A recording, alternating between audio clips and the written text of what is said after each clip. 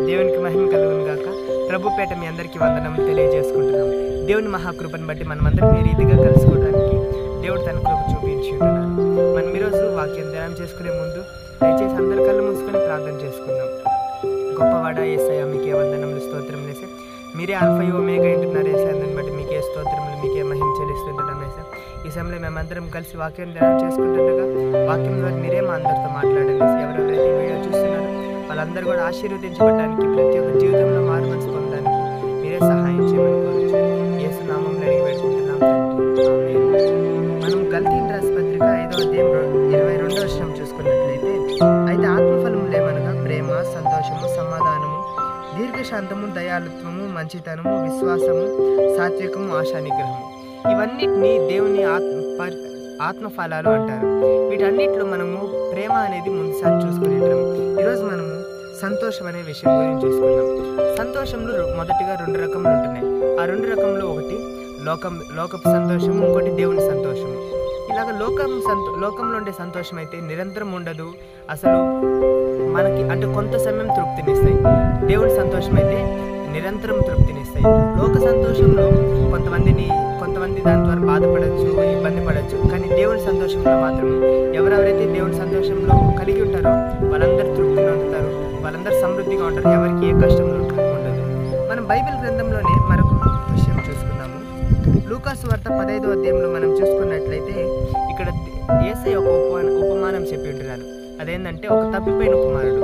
ఆ తప్పిపోయిన కుమారుడు తన సొంత సంతోషాన్ని వెతుక్కుంటూ తన తండ్రి దగ్గర తన ఆస్తిని అంతటినీ, అంటే తనకు రావాల్సిన భాగం అంతటినీ తీసుకొని వేరే దేశానికి వెళ్ళిపోయి ఉంటున్నారు. తన సొంత సంతోషం కోసము ఇక్కడ రాయబడి ఉంది, అతడు అదంతా ఖర్చు చేసిన తర్వాత ఆ దేశం ముందు గొప్ప కరువులాగా వాడు ఇబ్బంది పడసాగాడు. అంటే అతను ఎంతైతే డబ్బు ఎత్తుకొని పోయింటారో అవన్నీ కూడా నాశనం చేసేసాడు. దానిపైన వచనంలో రాయబడింది, అతడు తన ఆస్తి అంతటి దుర్వ్యాపారం వలన పాడు చేశాను. అంటే అతనికి ఇష్టం వచ్చినట్టు, అతనికి ఆలోచనలు ఎట్టు వస్తే అట్టంతా పాడు చేసేసాడు. కానీ తర్వాత చూసుకున్నట్లయితే అతను చాలా బాధపడి ఉంటున్నారు. అతని ఆస్తి అంతా కూడా నశించిపోయినది.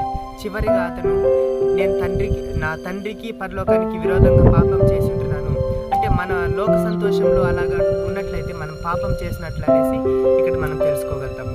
అలాగే మనం చూసుకున్నట్లయితే చివరిగా అతను క్షమాపణ అడిగి వాళ్ళ తండ్రి దగ్గరికి చేరతాడు. అప్పుడు తండ్రి ఏం చెప్తాడంటే, తండ్రి వాళ్ళ అన్నతో చెప్తాడు, అంటే తప్పిపోయిన కుమారుడు వాళ్ళ అన్నతో చెప్తాడు, మనం సంతోషించడము చాలా మంచిదే, మన కుమారుడు తప్పిపోయి మళ్ళీ దొరికినాడు.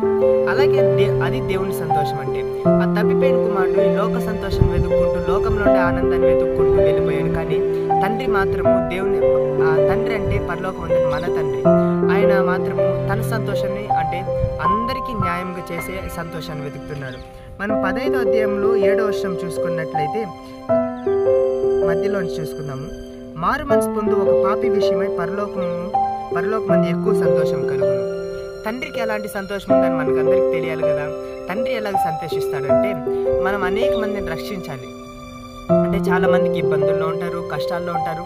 వాళ్ళందరికీ కూడా దేవుని మాటను ప్రకటించి, దేవుని స్వార్థను ప్రకటించి, వాళ్ళందరికీ వాళ్ళకు ఉంటున్న సమస్యలన్నిటి నుంచి విడుదల కలిగించాలి. అప్పుడు పరలోకమందులో గొప్ప సంతోషం కలుగుతుంది. మనం కూడా అలాంటి గొప్ప సంతోషం పొందడానికి దేవుని కృపను బట్టి మనం అలాగే బ్రతకాలి.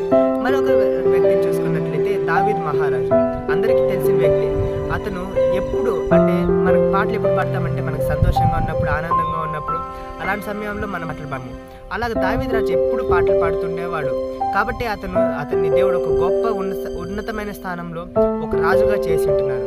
మనం కూడా దేవుని స్తుతిస్తూ దేవుని ఆనందం కలిగి ఉన్నట్లయితే ఒక గొప్ప ఉన్నతమైన స్థానంలో ఉంచే దేవుడు అంటున్నారు.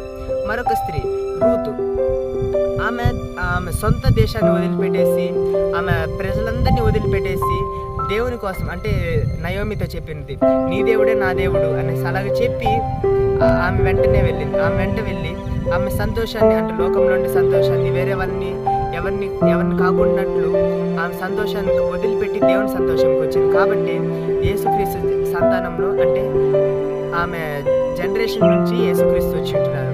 అంత గొప్ప భాగ్యం ఆమె పొందుకునిన్నది. మనం కూడా మన లోకంలో ఉండే సంతోషాలన్నీ వదిలిపెట్టేసి దేవుని సంతోషం మాత్రమే వెతకాలి. అప్పుడే దేవుడు మనల్ని అందరిని ఆశీర్వదించే దేవుడు అంటున్నారు. మనమందరం కళ్ళు మూసుకొని ప్రార్థన చేసుకుందాం. సర్వోన్నత గొప్పవాడ మీకే స్తోత్రం వేసే. ఇంతవరకు లోక సంతోషము మీ సంతోషం ఎలా ఉంటుందని మేము తెలుసుకోవడానికి మీరు కృప చూపించుంటున్నందుకే మీకే స్తోత్రం చెల్లిస్తుంటున్నాం వేసే. లోక సంతోషం కొంత సమయమే ఉంటుంది వేసే, కానీ మీ సంతోషం అయితే నిరంతరం ఉంటుంది, మాకు ఆనందాన్ని ఇస్తుంది, అందరికీ తృప్తినిస్తుంది వేసే. అలాంటి మీ సంతోషం మేము పొందుకొని ఒక దావీదు రాజు ఎలాగైతే ఉన్నతమైన స్థానంకి వెళ్ళి ఉంటున్నారో మేము కూడా అలాగే మీ సంతోషం మేము పొందుకొని మిమ్మల్ని మహింపరుసు మేము ఉన్నతమైన స్థానంకి వెళ్ళడానికి మీరే సహాయం చేయమని కోరుచున్నాం యేసయ్య. ఈ వాక్యం ఎవరెవరైతే వింటున్నారో వాళ్ళందరిలో మీ సంతోషం నింపమని కోరుచు. యేసు నామములో అడిగి వేడుకుంటున్నాం తండ్రి, ఆమేన్.